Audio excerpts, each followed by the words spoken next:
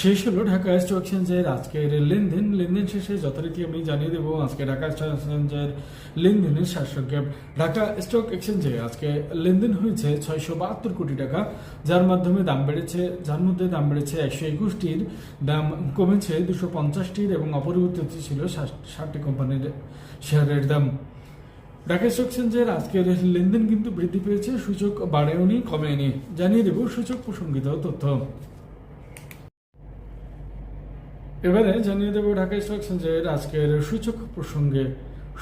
Dhaka stock এক্সচেঞ্জের আজকের সূচক বাড়েও নাই কমে নাই, অর্থাৎ 0 পয়েন্টে ক্লোজ হয়েছে। জানিয়ে দেব এর বিস্তারিত। ঢাকা স্টক এক্সচেঞ্জের মূল সূচক আজকে সর্বোচ্চ উঠেছিল 5,793.9 পয়েন্ট, সর্বনিম্ন ছিল 5,723.3 পয়েন্ট এবং ক্লোজ হয়েছে 5,734.9 পয়েন্ট।